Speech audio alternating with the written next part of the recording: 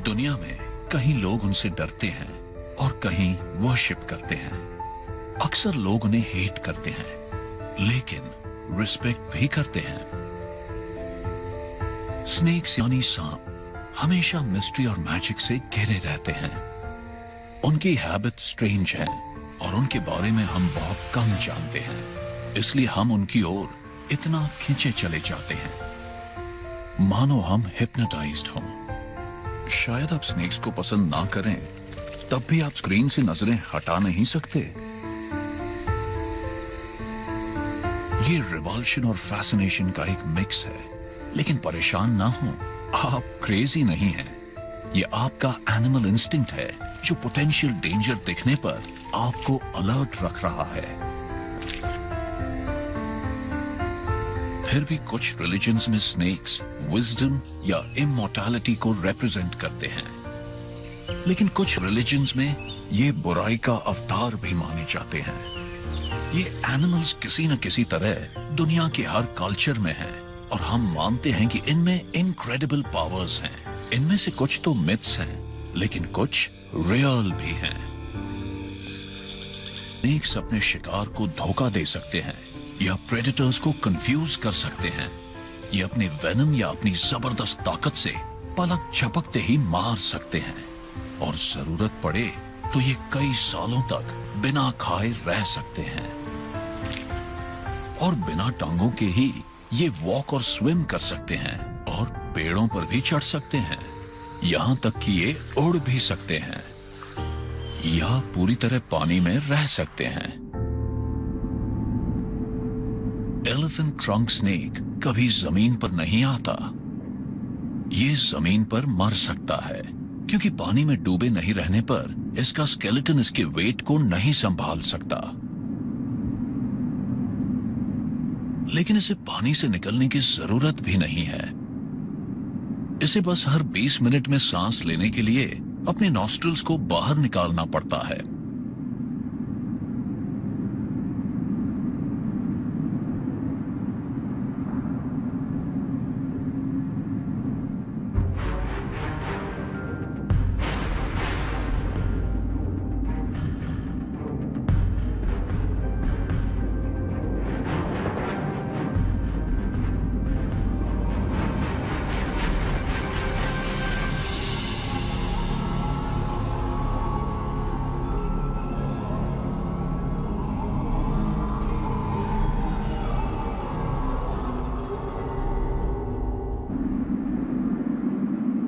सभी snake species में शायद ये सुपर पावर होती है, खुद को अचानक रिजुवेनेट करने की एक मैजिकल एबिलिटी। इस सांप की स्किन ड्राई, डल और रिंकल्ड है। ये भूखा नहीं है, ये अभी खा नहीं सकता, लेकिन ये अपने आसपास मूव कर रही हर चीज को अपना दुश्मन मानता है और इसकी आंखों पर भी एक परत सी है, इन्हें बिल्कुल दिखाई नहीं देता। अपनी पुरानी स्किन छोड़ने की प्रोसेस से गुजर रहे सांप अजीब तरीके से मूव करते हैं और चिड़चिड़े होते हैं, लेकिन इन्हें देखकर लगता है कि ये बीमार और बूढ़े हैं। लेकिन ये मरने वाला नहीं है। इसके उलट इसकी स्किन फट जाती है और सांप सिर की तरफ से शुरू करके उसे पूरा या बड़े बड़े टुकड़ों से निकाल देता है। सांप अपनी ओल्ड स्किन को स्टोन्स या ट्विग्स से फंसाकर हटा देता है और धीरे धीरे अंदर से स्मूथ, शाइनी और ब्राइट कलर की नई स्किन दिखने लगती है।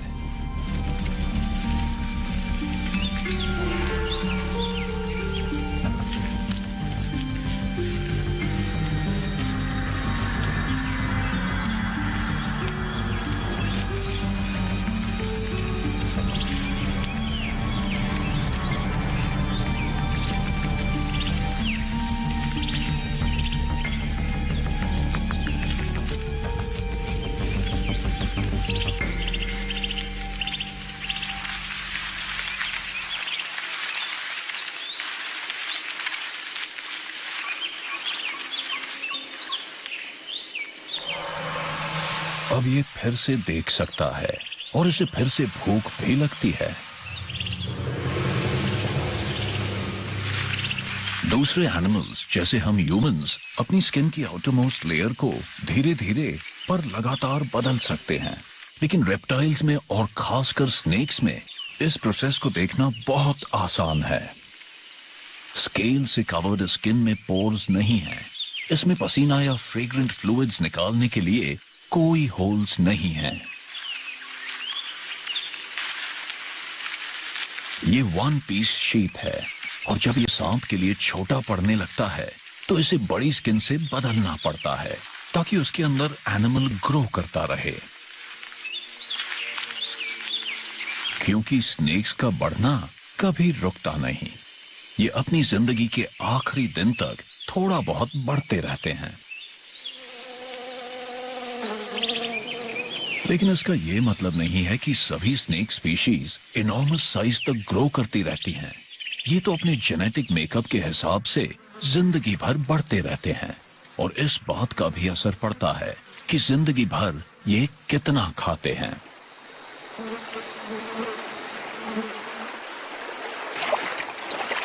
अगर सांप के रहने की जगह पर शिकार कम हो तो ये बॉन्साई की तरह अपना मेटाबॉलिज्म स्लो करके भूख से मरने या एक बैडली कैल्सिफाइड बॉडी के साथ ग्रो करने से बच जाता है।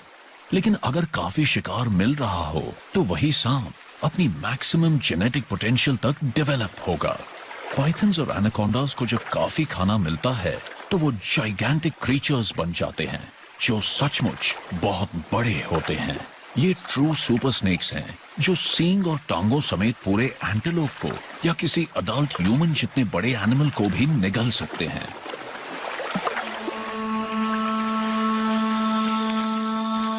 19th सेंचुरी में सोल्जर्स और prestigious scientific explorers Africa, Asia और साउथ अमेरिका के अनजान इलाकों में दूर दूर तक गए थे और उनमें से कुछ ने 20 मीटर या इससे भी लंबे सांपों को देखने का दावा किया था।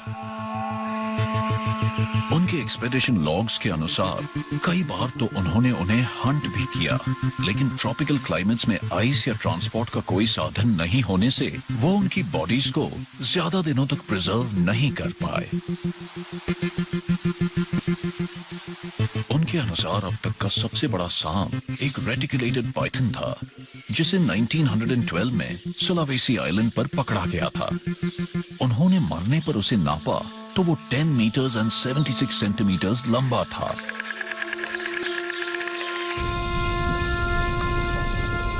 ग्रीन एनाकोंडा या यूनेक्टिस मरीनस दुनिया का सबसे बड़ा सांप है।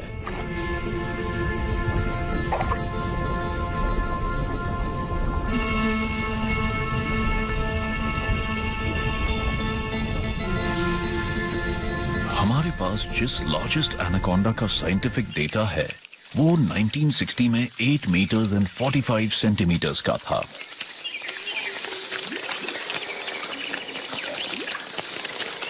दुनिया का सबसे छोटा सांप भी एक सुपर स्नेक है। असल में इसके बिहेवियर के कुछ एस्पेक्ट्स इसके क्लोज लेकिन काफी बड़े रिलेटिव जितने ही इंटरेस्टिंग हैं। इस छोटे से क्रीचर के लिए ओस की एक बूंद भी एक ह्यूज वाटरिंग होल है जो उसके लिए काफी दिनों तक चल सकता है।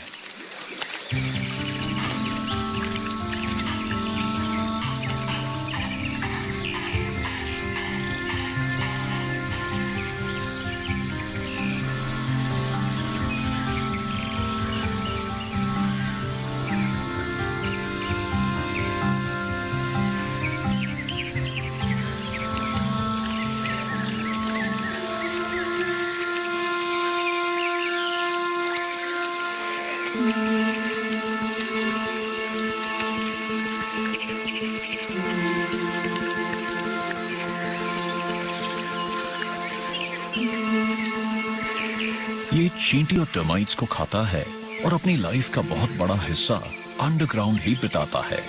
लेकिन 6 सेंटीमीटर लंबे और 2.5 मिलीमीटर डायमीटर वाले इस माइक्रो स्नेक में सबसे अजीब इसके प्रोडक्शन का सुपर स्ट्रेंज तरीका है। जीनस टाइफ्लॉप्स के सांपों को कॉमनली ब्लाइंड स्नेक्स कहा जाता है और इनकी पॉपुलेशन का एक बड़ा प्रोपोर्शन सिर्फ फीमेल्स होते हैं। फिर भी ये बिना किसी मेल की हेल्प के रिप्रोड्यूस कर सकती हैं। ये पार्थेनोजेनेटिक हैं, यानी कोई भी फीमेल अकेले ही जन्म दे सकती है, इसीलिए किसी नई टेरिटरी को कॉलोनाइज कर सकती है। इनफैक्ट ये सर्पेंट्स दुनिया में सबसे ज्यादा इलाकों में पाए जाते हैं।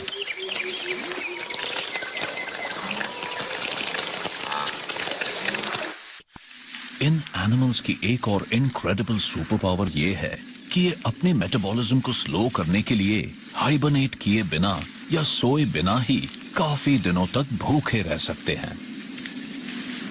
सांपों को मजबूरी में अपना पेट भरने का एक अनोखा तरीका अपनाना पड़ा है। ये पेट भर खाने के बाद बहुत दिनों तक कुछ नहीं खाते। कई बार तो कुछ सांपों ने 1 साल से भी ज्यादा समय तक कुछ नहीं खाया और उन्हें कोई नुकसान भी नहीं हुआ। और ये बहुत दिनों तक बिना पानी के भी रह सकते हैं।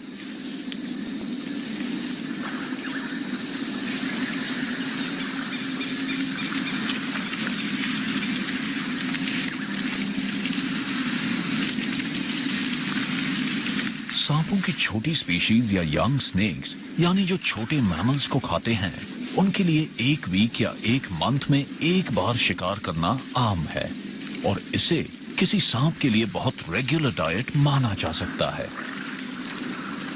ज्यादातर स्नेक्स कम फ्रीक्वेंटली और इररेगुलरली खाते हैं। सांप तेज नहीं होते, ये किसी भी हैबिटेट में बहुत अच्छी तरह मूव करते हैं, लेकिन इतना तेज भी नहीं कि दौड़ने वाले एनिमल्स का पीछा कर सकें।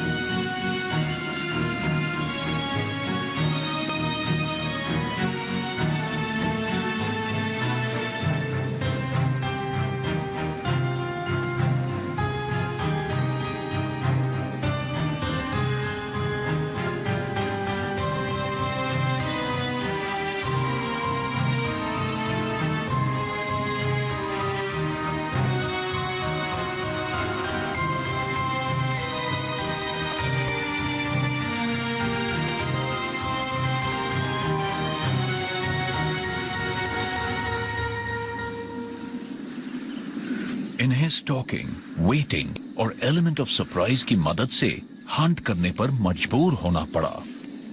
कॉइल्ड होकर सिकुड़कर बैठा कोई सांप अपनी बॉडी के कुछ हिस्से को तेजी से आगे थ्रो कर सकता है। इसकी इफेक्टिव रेंज इसकी बॉडी लेंथ का लगभग 1/3 होती है। खाने के लिए जरूरी है कि सांप का शिकार उसकी रेंज में आ जाए, लेकिन जरूरी नहीं कि ऐसा ही हो। काफी कुछ लक पर डिपेंड करता है। वैसे सांपों में सही जगह चुन के छिपने की स्किल भी होती है। अपने शिकार को एम्बुश करने वाले हंटर के सक्सेसफुल होने के लिए सबसे इंपॉर्टेंट है कि पास आने पर भी शिकार को उसका पता न चले। स्नेक्स की कलरिंग क्रिप्टिक होती है, इससे ये अपनी सराउंडिंग्स में छिप जाते हैं। इसके अलावा ये बहुत कम और बहुत धीरे मूव करते हैं। इनका मस्कुलेचर बिना ध्यान में आए बॉडीज को मूव करने की खासियत देता है। शिकार का पता लगने पर ये एक सुपर पावर है, लेकिन ये डेंजरस भी हो सकता है। असल में इनकी कैमोफ्लेजिंग टेक्निक्स की वजह से ही ह्यूमंस और वेनमस स्नेक्स के बीच इतने सारे एक्सीडेंट्स होते हैं। जहर की वजह से ही इंसान सांपों से नफरत करते हैं, लेकिन इसने सांपों को अपने इकोसिस्टम्स में परफेक्टली अडैप्ट होने में भी हेल्प की है। जहर का ओरिजिनल पर्पस डिफेंसिव नहीं था, बल्कि ये तो उनके लिए अपने शिकार को पकड़ने के चांसेस को इंप्रूव करने के लिए डेवलप हुआ था।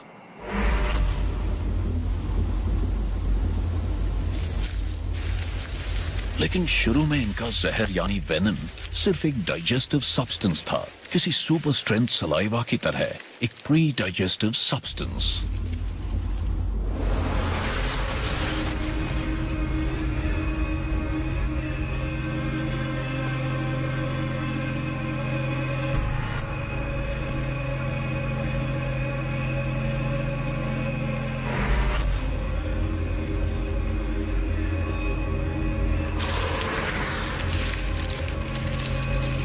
स्नेक्स अपने शिकार को निगलते समय उनकी बॉडीज में वेनम इंजेक्ट करते थे ताकि उन्हें डाइजेस्ट करना आसान हो जाए, क्योंकि वो उनकी बॉडीज के टुकड़े नहीं कर सकते, ना ही चबा सकते थे। सांप अपने शिकार की स्किन, फर और सींगों को भी नहीं हटा सकते, क्योंकि इनके हाथ पैर नहीं होते। सांपों को अपने शिकार को पूरा ही निगलना पड़ता है। इससे ये हर चीज को डिसॉल्व कर सकने वाला एक सुपर डाइजेस्टिव सब्सटेंस डेवलप करने के लिए मजबूर हो गए। ये सब्सटेंस एक वेनम था जो आगे चलकर एवोल्यूशनरी प्रोसेस से डिजाइन हुए बेस्ट ऑफेंसिव वेपन्स में से एक बन गया। ये इतना इफेक्टिव है कि इंसानों के साथ साथ कई और स्पीशीज भी किसी सांप को देखते ही बिल्कुल इंस्टिंक्टिव वे में डर महसूस करती हैं। साइंटिस्ट सांपों को उनके जहर इंजेक्ट करने के तरीके से क्लासिफाई करते हैं। सोलेनोग्लिफ्स के स्पेशलाइज्ड फैंग्स होते हैं जो मूवेबल और बहुत लंबे होते हैं। अटैक करते समय ये हाइपोडर्मिक नीडल्स की तरह हॉलो फैंग्स को सीधा कर लेते हैं।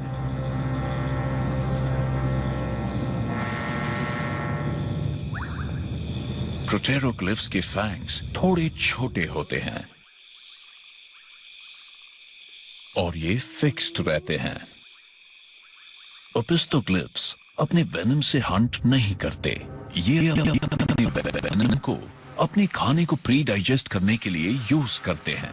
इसलिए उनके मुंह के पीछे की तरफ ग्रूव्ड फैंग्स होते हैं जो बाकी दांतों से थोड़े लंबे होते हैं, जिसे ये अपने शिकार को निगलते समय टॉक्सिन्स इंजेक्ट करने के लिए यूज करते हैं।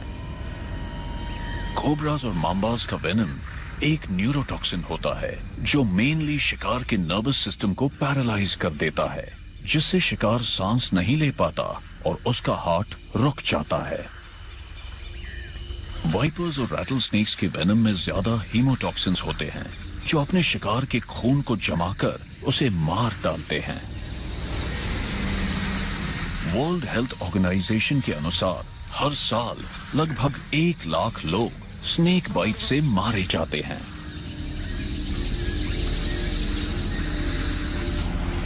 लेकिन ज्यादातर इंसिडेंट्स में वेनमस स्नेक्स का रोल नहीं होता।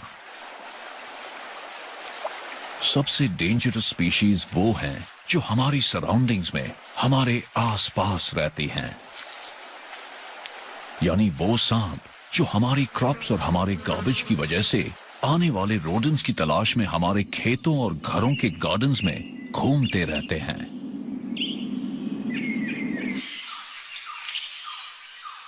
स्नेक्स जिस इकोसिस्टम में रहते हैं वहां के चूहों के लिए उनका प्रेडेटरी रोल एसेंशियल है, और हमारे लिए भी।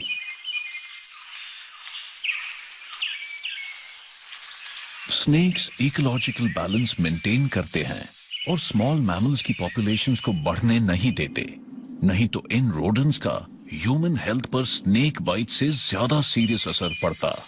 रोडेंट्स बहुत सीरियस डिजीजेस फैलाते हैं और हमारा खाना भी खा लेते हैं।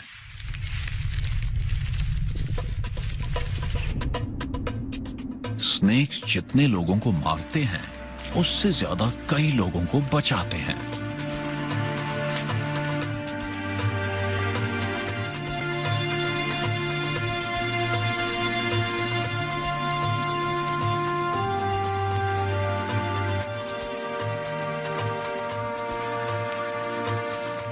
इसके अलावा ऑलमोस्ट सभी स्नेक्स एगलिव्स होते हैं, यानी वो वेनमस नहीं होते, और अपने शिकार को जकड़ कर मारते हैं।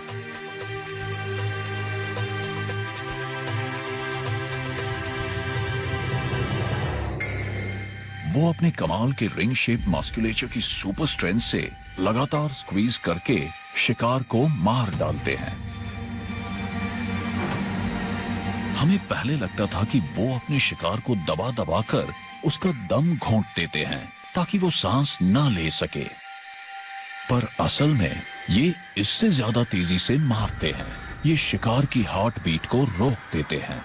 ये इतनी जोर से स्क्वीज करते हैं कि शिकार के ब्लड प्रेशर को ओवरपावर करके खून को सर्कुलेट नहीं होने देते, जिससे शिकार बेहोश होकर इवेंचुअली मर जाता है।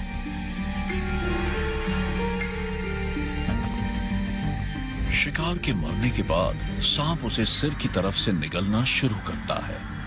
सांप की एक और सुपर पावर है अपने जॉज को इतना स्ट्रेच करने की एबिलिटी कि यह अपने स्कल से भी बड़े शिकार को निगल सकता है।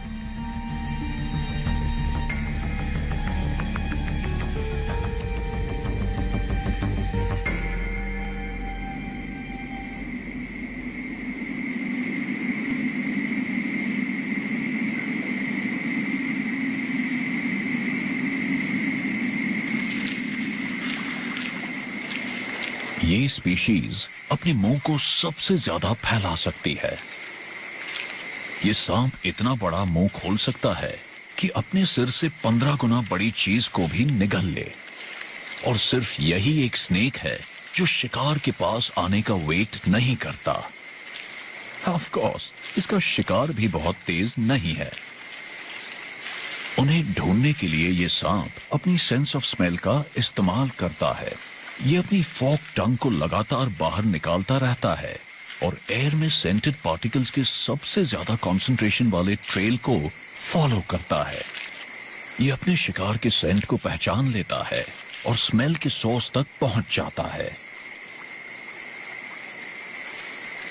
ये अंडे खाने वाला सांप है और इसे एक घोंसला मिल गया है। इन एग्स को ब्रूड कर रही मां अभी यहां नहीं है। शायद उसे डराकर भगा दिया गया या फिर वो पानी पीने गई होगी। जो भी हो, स्नेक का ऑब्जेक्टिव बहुत इजी नहीं है। इसमें लाखों साल का स्पेशलाइजेशन लगा है और ये हर अंडे को नहीं खा सकता। ये राइट साइज के अंडों को चुनता है और तय करता है कि वो अलाइव हो। लेकिन इन अंडों को मां ने छोड़ा नहीं है। सड़ा हुआ अंडा खाने से सांप मर सकता है।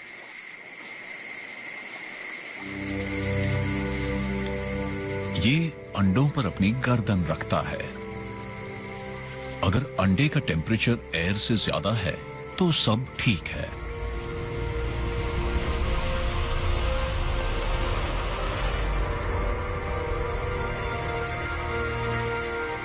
अब इसे अंडे को लुढ़कने से बचाना है, इसलिए ये इसे अपनी कॉइल में जकड़ लेता है।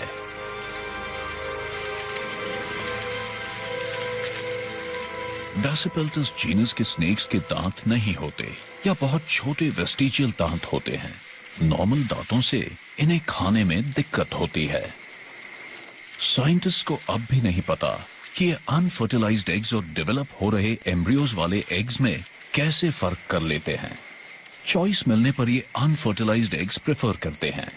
इससे शिकार बनने वाली स्पीशीज की रिप्रोडक्टिव कैपेसिटी पर असर नहीं पड़ता और हाईली डेवलप्ड एम्ब्रियो वाले अंडे को खाना न्यूट्रिशनली कम बेनिफिशियल होगा। अंडे को निगलने पर डासिपेल्टस उसे अपनी गर्दन में कुछ वर्टेब्रे पर पिन करता है और एक बार अंडे को तोड़ने के बाद वो उसे स्क्वीज करके उसके वैल्यूएबल न्यूट्रिएंट्स निकाल लेता है।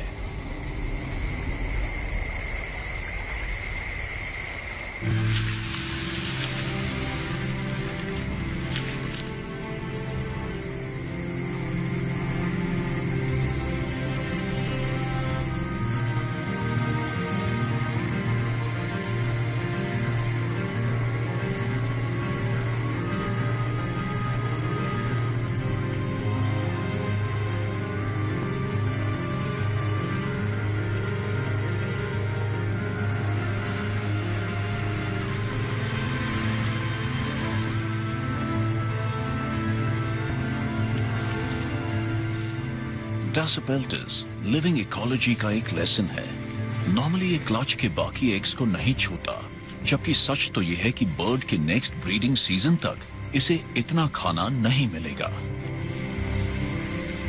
फिर भी कुछ लोग स्नेक्स को बुरा कहते हैं।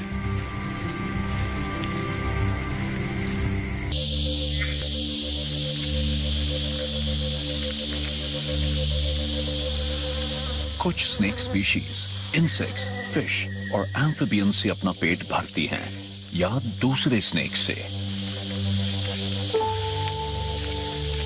कोई सांप दूसरे सांप को खा सके, इसके लिए एक्स्ट्रा ऑर्डिनरी एवोल्यूशनरी स्पेशलाइजेशन चाहिए, खासकर जैसा कि इस केस में है जब हंटर के पास वेनम ना हो।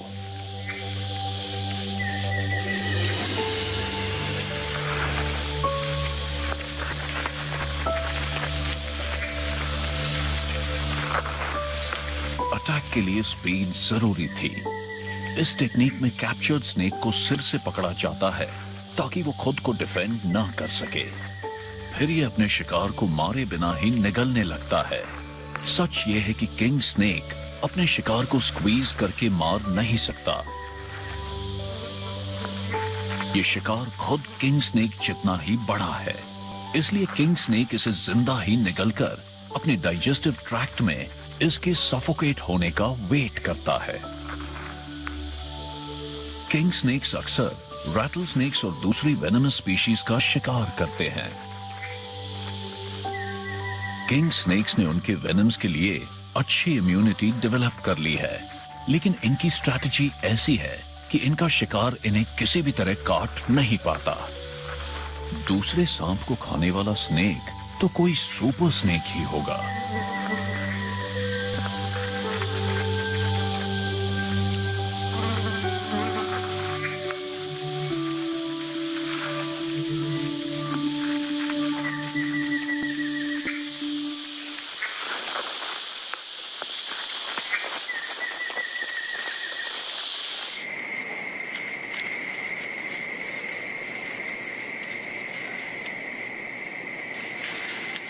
जैसा कि हमने देखा, सांपों की टंग एक सुपर ट्रैकिंग ऑर्गन होती है, लेकिन शायद इसे शिकार को अट्रैक्ट करने के लिए भी यूज किया जा सकता है। कुछ सांप इसे अजीब तरीके से बाहर निकालते हैं, मानो वो किसी वर्म की मूवमेंट की नकल कर रहे हों। इसके अलावा सांपों की टंग्स डिफरेंट कलर्स की होती हैं। कैटरपिलर हंटर्स को अट्रैक्ट करने के अलावा कलरफुल टंग का क्या मतलब हो सकता है? ये इल्यूजन्स क्रिएट करने की पावर है।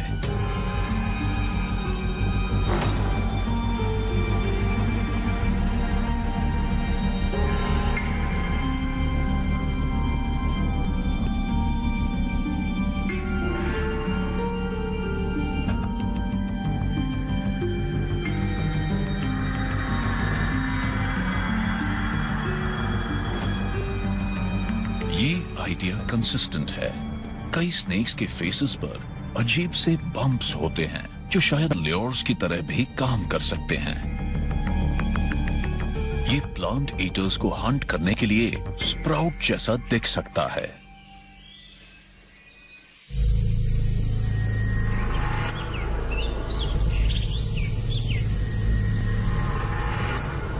सांप ल्योर्स यूज करते हैं।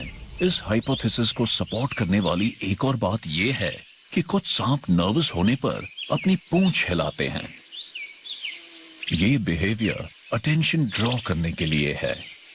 बर्ड जैसे किसी प्रेडेटर का सामना होने पर ये मूवमेंट उसकी चोंच का अटैक सांप के सिर से काफी पीछे डाइवर्ट कर सकता है। ये एक डिफेंस मैकेनिज्म हो सकता है, लेकिन अगर बर्ड छोटा हुआ तो ये प्रोटेक्टिव मूवमेंट हंट करने का तरीका भी बन सकता है, यानी कि एक ट्रैप।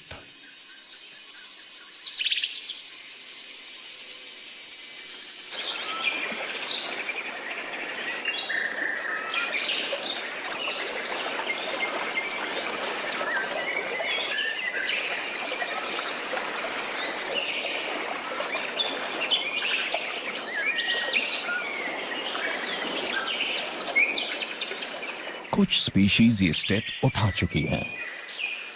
शिकार करते समय कॉटन माउथ अपनी टेल के छोर को क्लियरली विजिबल रहने देता है, जिसका रंग इसकी बाकी बॉडी से अलग होता है।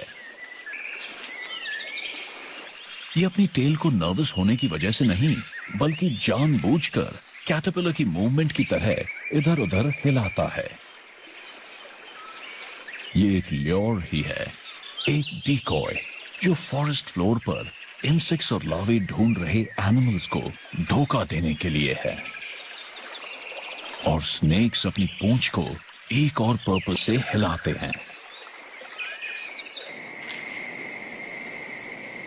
रैटल स्नेक्स अपनी पूंछ को शेक करते हैं, जिसके छोर पर मॉडिफाइड स्केल्स की एक सीरीज से बना एक रैटल होता है, जिसकी वजह से इनका यह नाम पड़ा है। रैटल स्नेक्स अपने पास आने वाली हर चीज को अपने खतरे के लिए वार्न करते हैं। ये शायद दुनिया के नोबलेस्ट एनिमल हैं। बहुत जरूरी ना हो तो ये किसी को हार्म नहीं करना चाहते। इनका रैटल केराटिन के ड्राई हॉलो रिंग से बना होता है, जो एक दूसरे के अंदर होते हैं। सांप के बड़े होने के साथ ही नंबर ऑफ रिंग्स भी बढ़ते जाते हैं।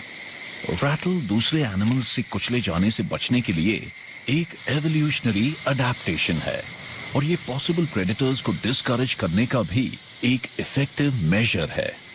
और ज्यादा थ्रेटनिंग लगने के लिए रैटल स्नेक्स अपनी बॉडी को एस शेप में आर्च करके धीरे धीरे मूव करते हैं, लेकिन ये काटते तभी हैं जब कोई और चारा ना हो।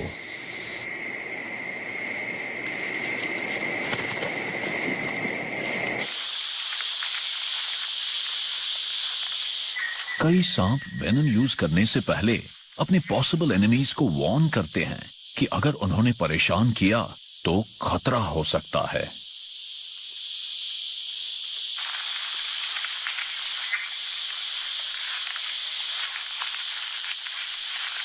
ये ऐसा इसलिए नहीं करते कि ये दिल के अच्छे होते हैं। असल में तो ये बस अपना वेनम वेस्ट नहीं करना चाहते।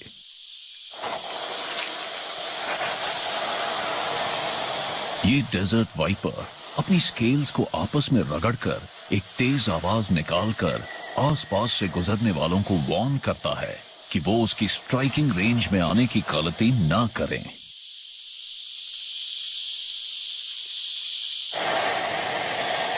ज्यादातर एनिमल्स के लिए ये बहुत डरावनी आवाज है।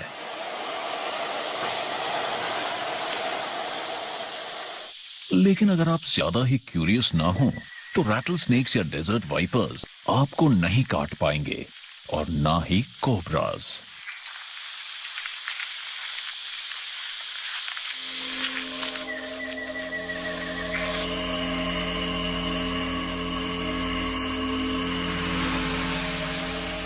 खतरा महसूस करने पर कोबराज खुद को बहुत विजिबल बना लेते हैं।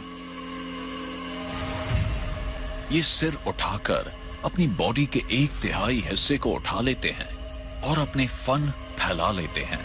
ये बहुत क्लियर साइन है कि आपको और पास नहीं आना चाहिए।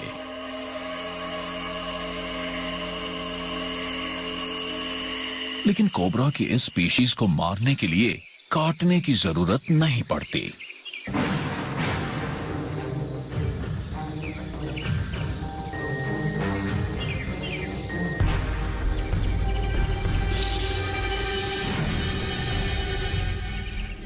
ये साउदर्न अफ्रीका का एक रिंग नेक स्पिटिंग कोबरा है, और ये अपने वेनम को 3 मीटर तक स्पिट कर सकता है। लेपर्ड्स ये जानते हैं और इन्हें अवॉइड करते हैं,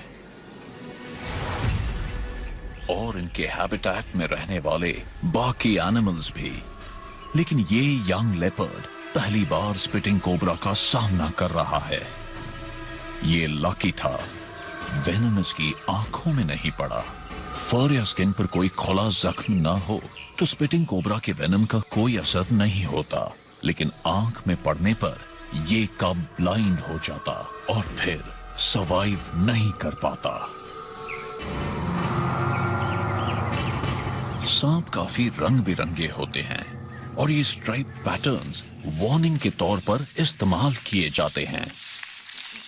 रैटल्स हिसिंग, हुड्स और स्ट्राइकिंग कलर्स। लगता है कि सांप अटैक करने से पहले वार्निंग जरूर देते हैं।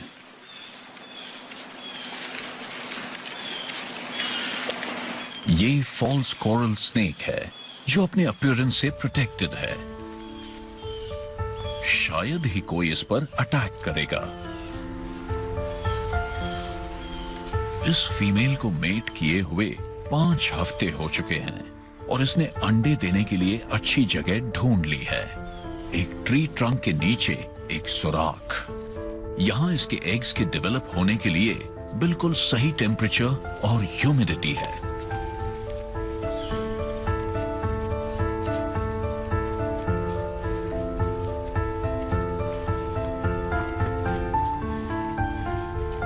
बड़े पाइथन्स जैसे कुछ सांप अपने एग्स को ब्रूड करते हैं, यानी अपने अंडों को सेहते हैं। लेकिन ज्यादातर सांपों के लिए अंडे देने के बाद उन्हें तुरंत छोड़ जाना नॉर्मल है। उनकी मैटरनल इंस्टिंक्ट हैच करने के लिए सेफ जगह ढूंढने से ज्यादा काम नहीं करती। सर्पेंट फैमिली में इंडिपेंडेंस ही सबसे अहम चीज है। माओ और बच्चों और मेल्स और फीमेल्स के बीच इंडिपेंडेंस।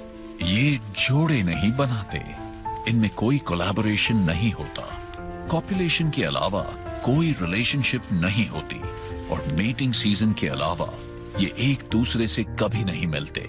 कुछ फीमेल्स में एक सुपर पावर होती है जिससे वो अपने एग्स को फर्टिलाइज करने के लिए सही एनवायरमेंटल कंडीशंस का इंतजार करते हुए मेल के स्पर्म को कई सालों तक स्टोर कर सकती हैं।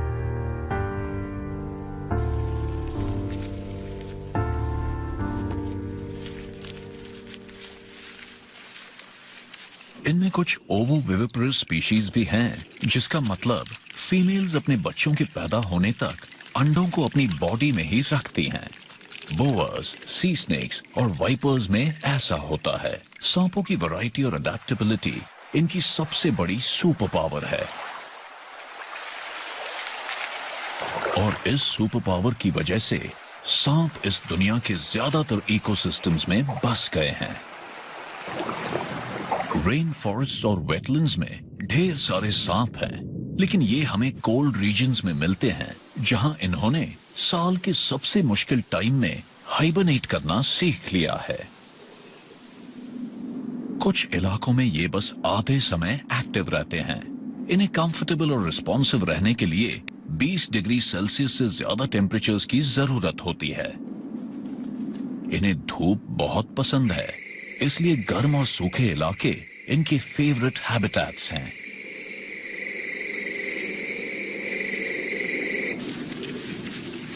दुनिया के सबसे मुश्किल डेजर्ट्स इनके लिए पैराडाइज की तरह हैं।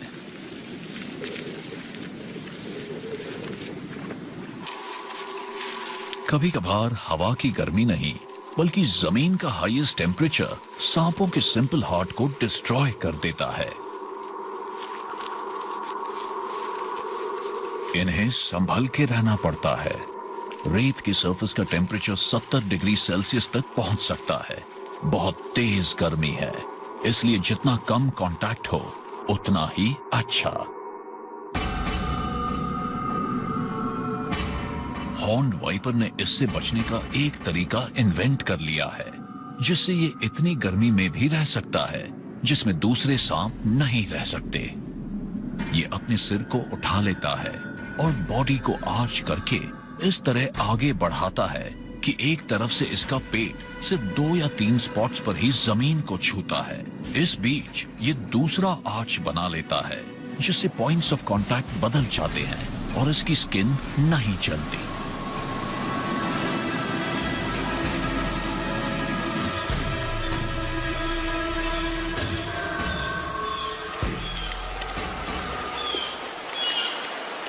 लिटिल सैंड बोआ भी यूनिक अडेप्टेशंस वाला एक सुपर स्नेक है। इसकी स्किन पर स्केल्स बिल्कुल फ्लैट हैं। इसकी छोटी छोटी आंखें सीधे अंदर घुसी हुई हैं ताकि कम से कम फ्रिक्शन हो, और अपनी टेपर्ड स्नाउट से ये अपने इलाके की सैंडी सॉइल्स में आसानी से घुस सकता है।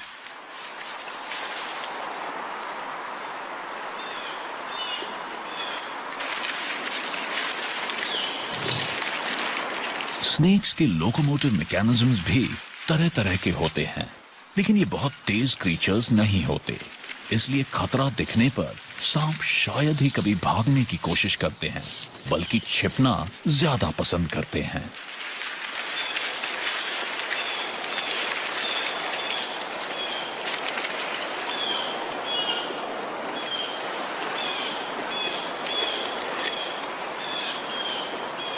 इस टेरेंटुला को अपनी पोटेंशियल मील का पता नहीं चला है, क्योंकि इसका खाना सचमुच अंडरकवर चला गया है।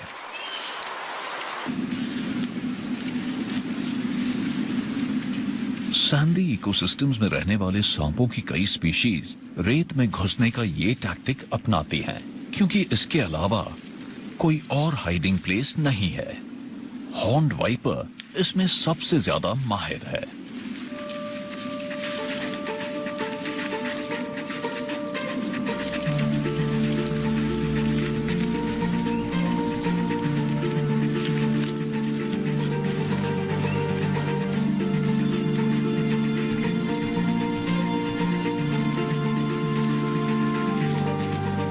ये एक्स्ट्राऑर्डिनरी अडैप्टेशन शायद सांप को तेज धूप से बचाने के लिए काम आता है। और एक बार खुद को रेत में छिपाने का तरीका सीखने पर इन्हें इनविजिबिलिटी की जबरदस्त पावर का पता चला होगा।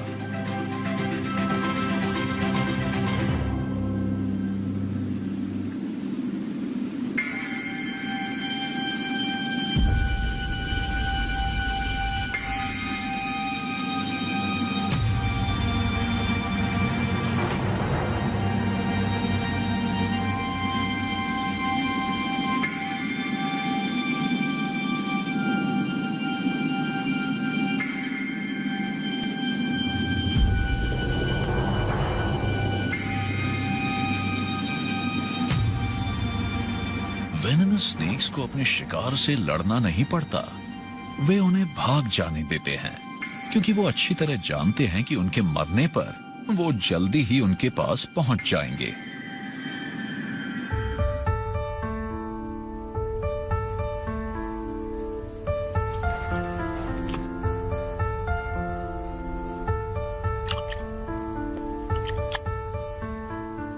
साइकिल पूरा हो गया।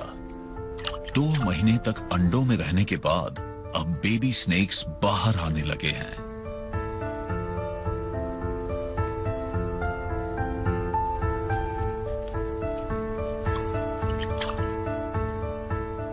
ये धीरे धीरे अपने आसपास की दुनिया पर नजर डालते हैं। हमेशा के लिए बाहर आने से पहले कम से कम 2 दिनों तक अपनी सराउंडिंग्स को समझते रहते हैं। ये बिल्कुल अपने पेरेंट्स की तरह दिखते हैं। उन्हें मदद की कोई जरूरत नहीं होती, उनके इंस्टिंक्ट्स ही काफी हैं। इनके योक सैक से इनको इतना रिजर्व मिल गया है कि अगर कोई शिकार न मिले तो ये कई दिनों तक या कुछ हफ्तों तक बिना खाए रह सकते हैं। वैसे ये पहले दिन से ही शिकार करना जानते हैं। ये सच है कि कुछ स्नेक्स इंसानों के लिए सच में खतरा बन सकते हैं, लेकिन ऐसे सांप बहुत कम हैं। वर्ल्ड हेल्थ ऑर्गेनाइजेशन का कहना है कि 3000 नोन स्नेक स्पीशीज में से बस 200 ही पोटेंशियली हार्मफुल हैं, और हमें इकोसिस्टम और अपनी सराउंडिंग्स में उनके रोल को नहीं भूलना चाहिए। वो बैलेंस मेंटेन करने के लिए क्रूशियल हैं। उनके बिना आप या हम सर्वाइव नहीं कर सकते। कुछ सांपों के काटने से लोग जरूर मरते हैं, लेकिन सांप अपनी तरफ से पहला वार नहीं करते। वो हमारा शिकार नहीं करते, हमें चेज नहीं करते, वो हमें मारना नहीं चाहते। किसी भी एनिमल का इरादा बुरा नहीं होता, और स्नेक्स भी तो आखिर एक एनिमल ही हैं। बात ये है कि हम अब तक उनके बारे में बहुत कम जानते हैं। सच तो ये है कि स्नेक्स के बारे में सबसे डेंजरस चीज है हमारी इग्नोरेंस।